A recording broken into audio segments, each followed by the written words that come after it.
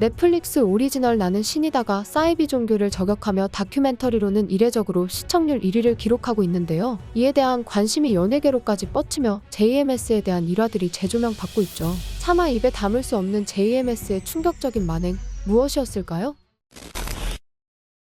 지난 3일 JMS는 공개된 넷플릭스 다큐멘터리 나는 신이다. 신이 배신한 사람들 공개 후 주목받았습니다. 이 작품은 JMS 총재 정명석을 비롯해 이재록, 김기순, 박순자 등 신을 사칭한 4명의 인물과 피해자의 증언을 생생하게 다뤘죠. 나는 신이다는 성범죄자 정명석 교주의 기독교 복음선 교회 JMS를 집중 조명하고 수많은 여성 신도들을 성적으로 유린했던 정명석의 실상을 낱낱이 보여주었죠. 방송에는 피해자가 직접 녹음한 교주의 성폭행 당시 음성, 교주를 위해 만든 여성 신도들의 나체 영상 등이 적나라하게 공개돼 충격을 줬는데요. 또 정명석이 1만 명의 여성을 성적 관계를 통해 하늘의 애인으로 만드는 것이 하늘의 지상 명령이라고 주장했다는 JMS를 탈퇴한 목사들 진정서도 공개되어 더욱 큰 충격을 주었습니다. 이어 JMS는 생각보다 여기저기 많이 퍼져 있습니다. 고위직도 많이 있고 검사도 있습니다. 심지어 연예인, 아나운서도 있었습니다라고 폭로한 바 있습니다.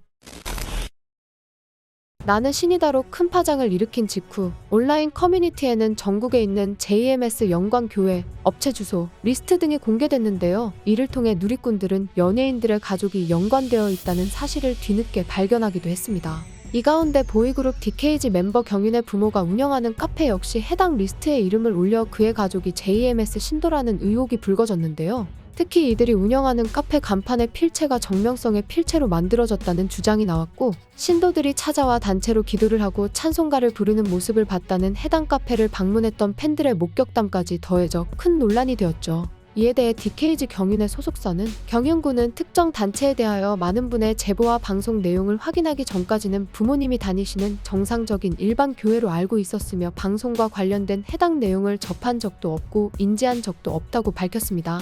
사실을 알게 된 경윤은 방송 내용을 확인하고 경악을 금치 못했으며 가족들이 운영하던 업체는 즉시 영업을 중지함과 더불어 특정 단체와 관련된 모든 부분을 확인하고 탈교했다고 밝혔습니다. 하지만 일각에서는 경윤이 정말 가족의 종교를 몰랐을까라는 의구심이 계속되고 있는데요. 지난 9일에는 경윤의 그림이 도마 위에 올랐습니다. 어머니의 조언으로 그림 그리는 취미를 가지고 있다는 경윤은 자신의 그림을 인스타그램에 게재했죠. 특히 바위 위에서 자라난 나무 그림과 노을 옆 새 그림이 화제인데요. 교주 정명석의 고향 월명동에는 그가 기적처럼 옮겼다고 주장하는 상징 형상석들이 존재하는데 주변에는 나무가 자라있는 모양새로 신도들이 기적처럼 떠받드는 명소 중 하나로 그림과 비슷하다는 의견이 분분합니다. 또 경윤이 그림마다 넣은 새가 독수리라는 주장도 제기됐습니다. 독수리를 형상화한 모양은 JMS의 대표적인 마크이기 때문이죠. JMS는 노을에 나타난 독수리 구름은 성령님이 나타나신 것이라고 설교하기 때문에 그림에 대한 의혹은 더욱 커지고 있죠.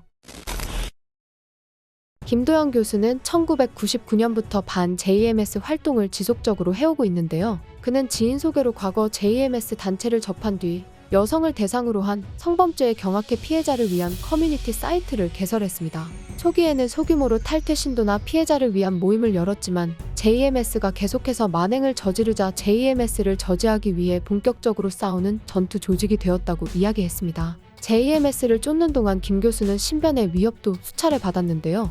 본인뿐만 아니라 가족까지 테러의 대상이었습니다. 김 교수는 과거 운전 중이던 아버지와 전화 통화를 하고 있을 때 일화를 언급했는데요. 집에 거의 다 왔다고 이야기하시던 아버지가 갑자기 비명을 지르기 시작했고 김 교수가 지속해서 아버지를 불렀지만 부친은 대답이 없었다고 이야기했습니다. 전화를 끊고 다시 걸어보았지만 부친은 전화를 받지 않았고 이 사건으로 김 교수의 아버지는 왼쪽 얼굴뼈가 함몰되는 큰 부상을 입었습니다. 이어 신도들 중 현직 검사들도 있어 사람 뒷조사는 일도 아니라며 경찰이 압수한 테러범의 수첩에는 주소, 주민등록번호, 차량번호 등이 낱낱이 기재되어 있었다고 이야기했죠. 최근에는 KBS 더 라이브에 출연해 KBS 방송국에도 JMS 현직 신도들이 있다고 폭로했는데요. 진행자는 단언하면 안 된다며 김 교수를 말렸지만 김 교수는 제작진 쪽을 바라보며 이름도 밝힐 수 있지만 그건 너무 잔인하기 때문에 하지 않겠다며 말을 이어나갔습니다. KBS PD도 현직 신도이고 KBS 방송에 자주 나오는 통역자가 있는데 지금 형사사건화가 된 외국인 성피해자들을 통역하는 역할을 했던 사람이라고 밝혔습니다. 방송에 계속 노출되어 젊은 사람들이 무의식적으로 신뢰를 하고 따라가면 성피해가 일어나는 것이라고 이야기했죠.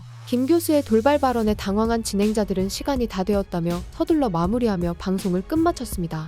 나는 신이다는 생생에서 더 잔인한 이야기로 사이비 종교에 대한 사회적 관심을 환기했는데요. 하지만 일각에서는 생생한 증언과 교주의 녹취록, 자극적인 자료 화면을 두고 선정적인 연출이라는 여론도 있죠. 이에 대해 담당 PD는 또 다른 피해자가 나오지 않길 바라는 마음에 끔찍하고 추악한 일이라는 것을 느끼게 하는 것이 기획 의도라고 밝혔습니다. 이번 일을 계기로 많은 사람들이 피해본 일이 해결되길 바랍니다.